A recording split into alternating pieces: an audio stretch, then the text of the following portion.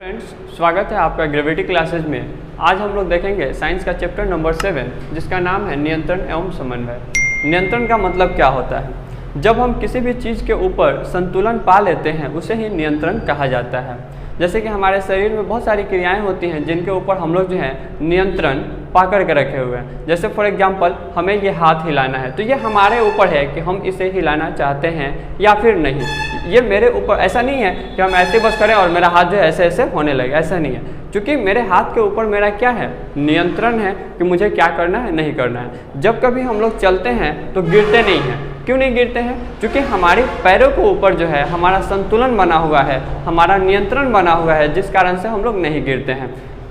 इसी तरह से आइए देखते हैं समन्वय को। समन्वय का मतलब क्या होता है कि हमारे शरीर में बहुत सारी क्रियाएं ऐसी होती हैं जिनके लिए एक प्रोसेस होता है, एक तालमेल बैठाना पड़ता है कि इस क्रिया को कैसे कैसे करना है, किस किस एक्टिविटी से होते हुए जाएगा, उसे ही हम लोग समन्वय बोलते हैं। आइए थोड़ा सा हम लोग देखते हैं कि नियंत्रण आखिर थोड़ा सा एग्जाम्पल के माध्यम से समझते हैं इसे। जैसे फॉर एग्जाम्पल मान लीजिए कि हमारे हाथ पे जो है अचानक से यहाँ पर लाल चींटी जो है काट ली। अब जैसे ही उसने काटा दर्द चालू हुआ। तो दर्द जब चालू होता है तो क्या होता है कि हमारे शरीर की जो सारी ये जो तंत्रिकाएं हैं, ये तंत्रिकाएं जो हैं यहाँ से मैसेज भेजती हैं इस रस्सी नुमा संरचना के पास में, जिसे हम लोग मेरुरज्जु बोलते हैं। जब मेरुरज्जु के पास में वो संवेदनाएं आती हैं कि आपको किसी चीज़ ने जो है काट लिया है, तो यहाँ से ये जो है ब्रेन के पास में उस संवेदना को भेज देता है। ये जो है ब्रेन है। अब ब्रेन क्या करता है? ब्रेन बोलता है आँख से कि देखो कि क्या है आखिर यहाँ पे। आँख जब देखता है तो बताता है कि ये लाल चींटी है। अब जैसे ही बताता है दिमाग को कि ये लाल चींटी है, झट से ब्रेन जो है दूसरे हाथ को जो है इंफॉर्मेशन देता है कि उसे हटाओ यहाँ से या फिर उसे मारो। तो अब ये एक जो है नियंत्रण बना हुआ है, एक जो है इसमें तालमेल बैठा हुआ है कि कैसे किसी भी कार्य को करना है।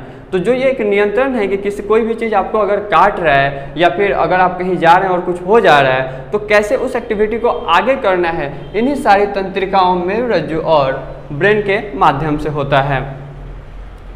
आइए हम लोग देखते हैं नियंत्रण एवं समन्वय जो है दो तरह से होते हैं। एक तंत्रिका तंत्र के माध्यम से होते हैं और दूसरा अंतःस्रावी तंत्र के माध्यम से होते हैं। आइए समझते हैं तंत्रिका तंत्र किसे कहते हैं। आइए अब हम बढ़ते हैं अपने लेसन्स के तरफ में और उसका पहला टॉपिक है उद्दीपन आखिर होता क्या है। तो सजीव पर्यावरण में होने वाले परिवर्तनों के अनुसार जो अनुक्रिया करते हैं उसे उद्दीपन कहते हैं। जैसे फॉर एग्जांपल मान लीजिए कि ठंड का मौसम आ गया और आपको जो है ठंड लग रहा है, तो आप अनुक्रिया क्या करेंगे? आप जाएंगे जाकर के स्वेटर पहन लेंगे। तो वो जो है क्या है? उद्दीपन है। जैसे यहाँ पे एग्जाम्पल में लिखा गया है ठंड हो गया, गर्म हो गया। मान लीजिए कि आपको जो है किसी चीज़ का स्मेल आ रहा है, सुगंध आ रहा है, तो वह एक उद्दीपन है। मतलब पर्यावरण के अनुसार कोई भी सजीव है, जो भी अगर सजीव है वह पर्यावरण में होने वाले परिवर्तनों के कारण कोई भी अगर अनुक्रिया करता है, जैसे बरसात है, आप छाता लेकर के घर से निकलते हैं, तो उसे हम लोग क्या बोलते हैं? उद्दीपन बोलते हैं। चलिए देखते हैं नियंत्रण एवं समन्वय जो है यह दो तरह से होते हैं। पहला तंत्रिका तंत्र और दूसरा अंतःस्रावी तंत्र। ये जो है हमारे बॉडी को जो है कंट्रोल करता है, इससे जो है अलग अलग क्रियाएं होती हैं और अंतःस्रावी तंत्र के माध्यम से वृद्धि होता है। हमारा जो शरीर है वह वृद्धि करता है। तंत्रिका तंत्र दो तरह के होते हैं। एक पहला परिधीय तंत्रिका तंत्र और दूसरा केंद्रीय तंत्रिका तंत्र। परिधि ये तंत्रिका तंत्र आप जो है मैथ अगर पढ़ते हैं तो बड़े ही अच्छे से जानते होंगे। परिधि का मतलब क्या होता है? बार बार हम बतलाते हैं कि किसी भी चीज़ का जो बाउंड्री है उसे हम लोग क्या बोलते हैं? परिधि बोलते हैं। जैसे ये बोर्ड है, बोर्ड का ये बाउंड्री है, तो इस बाउंड्री को हम लोग इसका क्या बोलते हैं? परिधि। इसी कारण से इसके इंग्लिश को लिखते समय भी क्या लिखा गया है? पेरी। जैसे आप लोग मैथ जब पढ़ते हैं तो उसमें पेरीमीटर बोलते हैं कि उसे मीटर में मापना है उसके बाउंड्री को। तो उसी तरह से पेरिफेरल नर्वस सिस्टम, इसे हम लोग बार बार जो है इतना बड़ा नहीं लिखेंगे। इसका जो है शॉर्टकट जब हम लोग लेंगे तो इसका जो है P ले लेंगे, इसका N ले लेंगे और इसका S ले लेंगे, तो इसे हम लोग PNS लिखेंगे। और इसी तरह से इसका दूसरा होता है केंद्रीय तंत्रिका तंत्र, तो इसे हम लोग CNS उसी तरह से ले लेंगे। आइए सबसे पहले हम लोग परिधीय तंत्रिका तंत्र के ऊपर हम लोग चर्चा कर लेते हैं। अब देखिए क्या है कि जो भी संवेदनाएं हैं हमारे शरीर में, ज़रूरी नहीं है कि केवल जो है डायरेक्ट जो है ब्रेन को ही मिलता है। कुछ संवेदनाएं जो हैं हमारे मेरुरज्जु के माध्यम से जाते हैं और कुछ संवेदनाएं जो हैं हमारे ब्रेन को डायरेक्ट मिल जाता है। और इसी के आधार पे जो है परिधीय तंत्रिका तंत्र को दो भागों में बांटा गया है। एक होता है मेरु तंत्रिका तंत्र और दूसरा होता है कपाल तंत्रिका तंत्र। अब देखिए इन दोनों में अंतर क्या है। सबसे पहले हम लोग चर्चा इसलिए परिधीय तंत्रिका तंत्र को कर लेते हैं क्योंकि ये बड़ा नहीं है, लेकिन जब हम लोग केंद्रीय तंत्रिका तंत्र पढ़ेंगे तो इसमें समय लगेगा। तो आइए सबसे पहले हम लोग परिधीय तंत्रिका तंत्र को चर्चा कर लेते हैं। इसके ऊपर ये दो तरह के होते हैं, एक होता है कपाल तंत्रिका और दूसरा होता है मेरु तंत्रिका। कपाल तंत्रिका उसे कहते हैं जो हमारे मस्तिष्क से जुड़ा रहता है, मतलब हमारे मस्तिष्क में जो है बहुत सारी तंत्रिकाएं जो हैं जुड़ी रहती हैं, उसे हम लोग क्या कहते हैं, कपाल तंत्रिका कहते हैं। और उसी तरह से दूसरा जब हम लोग देखते हैं मेरु तंत्रिका, तो वैसी तंत्रिका जो मेरु से जुड़ी हुई होती हैं उसे हम लोग मेरु तंत्रिका कहते हैं। देखिए यहाँ पे जो ये मेरु है आपका, इस मेरु से बहुत सारी तंत्रिकाएँ जुड़ी हुई हैं, इन्हीं तंत्रिकाओं को हम लोग क्या कहते हैं, मेरु तंत्रिका कहते हैं। आइए थोड़ा सा हम लोग इन चीज़ों को समझते हैं। ये जो कपाल तंत्रिका है, यह हमारे यहाँ पे जो ये तंत्रिका होती हैं यह 12 जोड़ी होती हैं, और ये जो हमारे मेरु तंत्रिका होती है यह 31 जोड़ी होती है। इसे आप लोग जो है थोड़ा सा याद रखेंगे, कभी कभी जो है आगे जाकर के पूछ भी देता है।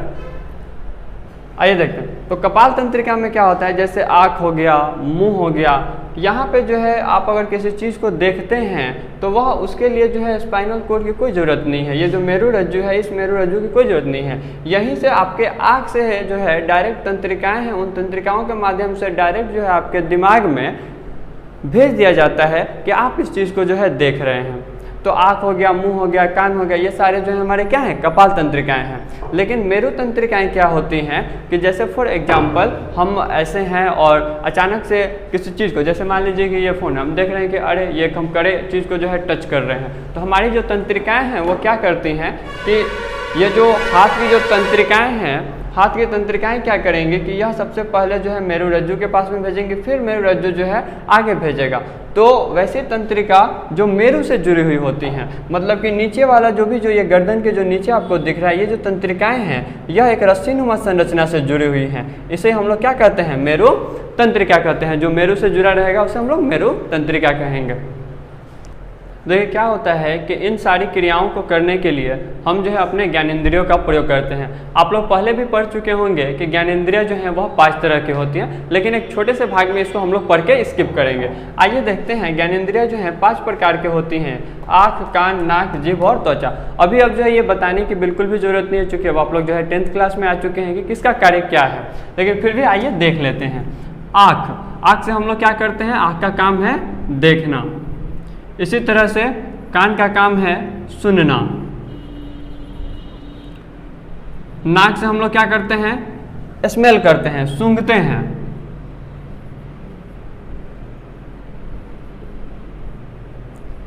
जीभ से हम लोग क्या करते हैं, किसी भी चीज का टेस्ट का पता लगाते हैं, स्वाद का पता। और त्वचा से ठंडा, गर्म और भी कुछ चीज़ें होती हैं, जैसे किसी चीज़ को टच करके वो सॉफ्ट है, हार्ड है, इन सारी चीज़ों का भी। तो ये जो है ज्ञानेंद्रिय है, इसे जो है ध्यान में रखना है। कभी कभी इनसे क्वेश्चंस कुछ खास पूछता भी नहीं है, लेकिन आप लोग ध्यान में रखें कि ज्ञानेंद्रिय 5 तरह की होती हैं, आँख, कान, नाक, जीभ और त्वचा। इनका कार्य जो है यहाँ पर दिखा दिया गया। देखते हैं तंत्रिका कोशिका। तंत्रिका तंत्र के संरचनात्मक तथा क्रियात्मक इकाई को तंत्रिका कोशिका कहते हैं। अब देखिए इसी तरह से आपने पढ़ा होगा कि शरीर के सबसे छोटी संरचनात्मक तथा क्रियात्मक इकाई जो है क्या है, कोशिका है। यही सेम वर्ड जो है वहाँ पे भी मिलेगा। पिछले क्लास में आप लोगों को ये चीज़ें बता दिया गया है कि संरचनात्मक का मतलब क्या होता है और क्रियात्मक का मतलब क्या होता है। 9th क्लास में भी ये चीज़ जो है बतलाया गया है। संरचनात्मक का मतलब होता है कि वह किस तरह से बना है, उसकी संरचना कैसी है, और क्रियात्मक का मतलब होता है कि उसकी एक्टिविटी कैसी है, वह क्रिया जो है किस तरह से करेगा। तो यहाँ पर अब आप जो है एक वर्ड देख रहे होंगे तंत्रिका तंत्र, जिसके बारे में हम लोग बार बार पढ़ रहे हैं। तो आइए थोड़ा सा अब हम लोग जो है इसका डिफिनीशन देखें, लेकिन उससे पहले थोड़ा सा तंत्रिका कोशिका के ऊपर और थोड़ा चर्चा कर लेते हैं। यह शरीर की जो है सबसे लंबी कोशिका है। एग्जाम में ये बहुत बार पूछा गया है और आप लोग के लिए भी जो है ये थोड़ा सा VVI है, ध्यान में रखिएगा कि शरीर की सबसे लंबी कोशिका जो है न्यूरॉन है। न्यूरॉन भी नाम देता है कभी कभी, या फिर तंत्रिका कोशिका दिया रहेगा। इसी तरह से कभी कभी पूछ देता है कि शरीर की सबसे छोटी कोशिका, तो ये भी याद रखना है कि मेल का जो है शुक्राणु होता है। शरीर की सबसे बड़ी कोशिका तो फीमेल का जो है वह अंडाशय होता है। आइए तंत्रिका तंत्र को अब हम लोग समझ लेते हैं। शरीर का वह भाग जहाँ से सभी क्रियाओं का नियंत्रण होता है उसे तंत्रिका तंत्र कहते हैं। मतलब शरीर के अंदर जो भी क्रियाएं हो रही हैं, जिस भाग से उसका नियंत्रण होता है उसे हम लोग क्या कहते हैं, तंत्रिका तंत्र। अभी कुछ देर पहले हम लोग फिगर के माध्यम से तंत्रिका तंत्र को देखे थे और बताया भी गया था कि तंत्रिका तंत्र जो है दो तरह के होती हैं। उसमें जो है एक बताया गया था परिधीय तंत्रिका तंत्र और दूसरा बताया गया था केंद्रीय तंत्र। हम लोग परिधीय तंत्रिका तंत्र के ऊपर चर्चा कर चुके हैं, कुछ ही देर में केंद्रीय तंत्रिका तंत्र के ऊपर चर्चा करेंगे। एक और होता है स्वायत्त तंत्रिका तंत्र, लेकिन उसके बारे में अभी आप लोगों को नहीं पढ़ना है, आगे जाकर के जो है इंटरमीडिएट में जब आप जाएंगे तो पढ़ेंगे। आइए देखते हैं तंत्रिका तंत्र काम कैसे करता है। तो देखिए लिखा हुआ है, यह सूचनाओं को विद्युत आवेग के रूप में शरीर के एक भाग से दूसरे भाग तक लेकर के जाता है। मतलब विद्युत आवेग। अब देखिए विद्युत आवेग का कहने का मतलब ये है कि अगर विद्युत के स्पीड से ये जो है काम कर रहा है, तो जिस तरह से हमारे डे टू डे लाइफ में हम जब स्विच को ऑन करते हैं और हमारा जो है बल्ब जल जाता है, हमें ऐसा तो नहीं है कि उसमें टाइम लगता है, लेकिन करंट वहाँ से वहाँ तक बल्ब तक निकल करके जाता है। उसमें समय लगता है, लेकिन वह समय इतना कम होता है कि वह आपको समझ में नहीं आता है। उसी तरह से हमारे शरीर के ऊपर भी ये क्रियाएं होती हैं। विद्युत आवेग के रूप में ही सूचना जो है एक जगह से दूसरे जगह पे जाता है, लेकिन ये क्रिया इतनी स्पीड में होती हैं कि हम लोग समझ नहीं पाते हैं। जैसे मान लीजिए कि यहाँ पे मच्छर काटा, ये जो है यहाँ से तंत्रिका से मेरुरज्जु जो है दिमाग को भेजा, दिमाग जो है आँख को बोला, आँख देखा, आँख ने जो है दूसरे हाथ को इंस्ट्रक्शन दिया कि उसे मारो अपना। ये क्रियाएं हो तो रही हैं, लेकिन ये क्रिया इतनी स्पीड में होती हैं कि आप इसकी कल्पना नहीं कर पाते हैं। लेकिन आप इस बात को ध्यान में हमेशा रखेंगे कि तंत्रिका तंत्र से जो भी सूचनाएं हैं वह विद्युत आवेग के रूप में एक स्थान से दूसरे स्थान तक जाती हैं। आइए अब हम लोग इसी तंत्रिका कोशिका को फिगर के माध्यम से समझते हैं। देखिए ये जो है तंत्रिका कोशिका का जो है यह फिगर है। इसमें देखिए ये जो भाग दिख रहा है, ये जो धागानुमा जो संरचना निकली हुई है, इसे हम लोग द्रुमिका कहते हैं। और ये जो बीच वाला भाग है इसे हम लोग केंद्रक कहते हैं, इसे हम लोग तंत्रिकाक्ष कहते हैं। इन्हीं को जो है हमें एक एक करके समझना है। आइए समझते हैं। जो कोशिका काय से, ये जो खाली वाला भाग दिख रहा है इसे हम लोग बोलते हैं कोशिका काय। तो कोशिका काय से जो धागेनुमा संरचना निकली हुई रहती है इसे ही हम लोग द्रुमिका कहते हैं या डेंड्राइट कहते हैं। इसका फेमस नाम यही है, बाद में जाकर के यही नाम आप लोगों को बार बार मिलेगा, द्रुमिका नहीं मिलेगा। लेकिन अभी जो है आप लोगों को द्रुमिका से ही सीखना है। अब देखिए क्या होता है, आपको अभी अभी बताया गया है कि जो भी सूचनाएं होती हैं वह विद्युत आवेग के रूप में जो है ग्रहण की जाती हैं। और ग्रहण कौन करता है, तो यही द्रुमिका जो है सूचनाओं को ग्रहण करता है। यहाँ आप थोड़ा सा नीचे देखेंगे तो दो तंत्रिका तंत्र जो है बैक टू बैक बनाया गया है लगातार। आप देख रहे होंगे कि इनके बीच में कुछ डिफरेंस भी हैं और आप देख रहे होंगे कि ये किस तरह से जुड़ी हुई है। इसी तरह से अगला तंत्रिका तंत्र भी जुड़ा रहता है, फिर अगला तंत्रिका तंत्र भी इसी तरह से जुड़ा हुआ रहता है। तो देखिए होता क्या है कि यहाँ पर जो ये द्रुमिका है, जो डेंड्राइट है, यह सूचनाओं को ग्रहण करता है और ग्रहण करने के बाद में कोशिका काय में सूचना को भेज देता है। फिर कोशिका काय क्या करता है, विद्युत आवेग के रूप में यहाँ से ये जो न्यूरिल लिमा जो संकरा जो है, यह जो है एक लंबी जो है रेखा दिखाई दे रही है। इसमें जो है गोल या फिर ये जो है मोटा और बेलनाकार जो संरचना दिखाई दे रही है जिसे हम लोग तंत्रिकाक्ष कहते हैं, इनके माध्यम से विद्युत आवेग के रूप में यहाँ अंतिम सिरे तक इसके आती है, तंत्रिका तंत्र के अंतिम सिरे तक आती हैं। इसके बाद में यहाँ पर जो है घुंडी टाइप का बना हुआ रहता है जिसे हम लोग सिनेप्टिक घुंडी या कहते हैं। क्या कहते हैं, सिनेप्टिक घुंडियाँ। यहाँ पे जब सूचना आ जाता है तो यहाँ पे जब सूचना आ जाता है तो यह क्या होता है कि मुक्त आयनों के रूप में एक तंत्रिका तंत्र से दूसरे तंत्रिका तंत्र के द्रुमिका तक सूचना चला जाता है और इसी तरह से एक तंत्रिका तंत्र से दूसरे तंत्रिका तंत्र से तीसरे तंत्रिका तंत्र में ये सूचनाएं चलती रहती हैं। एक बार और देख लेते हैं, आइए।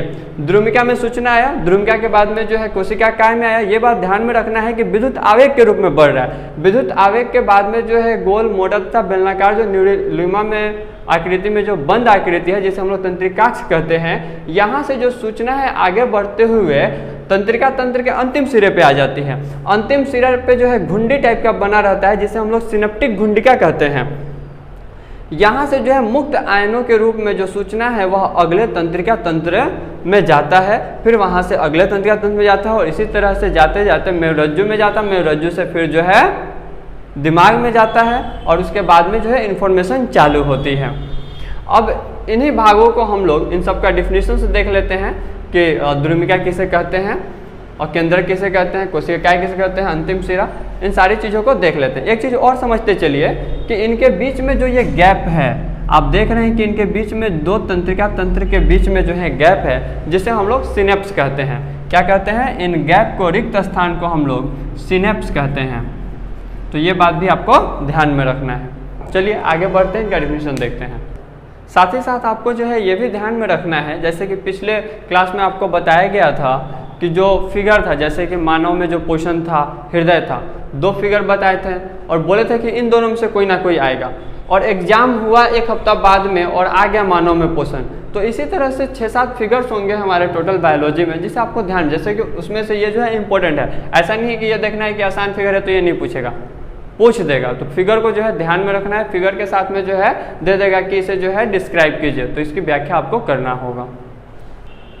देखिए जो है ये इसका जो है द्रुमिका, कोशिका काय और तंत्रिकाक्ष बोर्ड चूँकि छोटा है इस कारण से इसके बाद में हम लोग देखेंगे। आप लोग जो है इसका एक स्क्रीनशॉट लीजिए और उसके बाद में हम लोग फिर आगे बढ़ते हैं। देखिए आगे जो बचा था सिनेप्टिक घुंडिया और सिनेप्स, उसका भी डिफिनीशन लिखा जा चुका है। बताया गया था कि जो अंतिम सिरे पे जो है तंत्रिका तंत्र के अंतिम सिरे पे जो घुंडी नुमा जो संरचनाएं होती हैं उसे सिनेप्टिक घुंडिया कहा जाता है। और सिनेप्स के बारे में बतलाया गया है कि दो तंत्रिका कोशिका के बीच में एक गैप होता है, रिक्त स्थान होता है, खाली जगह होता है, उसे हम लोग सिनेप्स कहते हैं। और एक खाली स्थान, सब सोचिएगा कि यहाँ से सूचना दूसरे तंत्रिका तंत्र में कैसे जाता है, तो ये मैंने बताया कि विद्युत आवेग के रूप में जाता है, वहाँ से मुक्त आयनों के रूप में जो है आगे सूचना जाता है और इस तरह से सूचनाएं जो है हमारे शरीर में घूमती हैं। अब देखिए वीडियो को आप लोग जो है अगर एक बार में नहीं आता है समझ में तो फिर दोबारा देखें। साथ ही साथ जो है किताब का जो है ज़रूर अध्ययन करें। बुक में जो है खास करके उसे पढ़ते समय ध्यान से देखें कि क्या क्या बताया गया है, नहीं बताया गया है। साथ ही साथ ये ध्यान में रखेंगे कि इसे जो है अपने कॉपी में ज़रूर जो है लिखें ताकि जो है ये जो है आपके एग्ज़ाम में काम आ सके। और इसी के साथ जो है इस वीडियो का हम लोग अंत करते हैं। मिलते हैं अब अगले वीडियो में।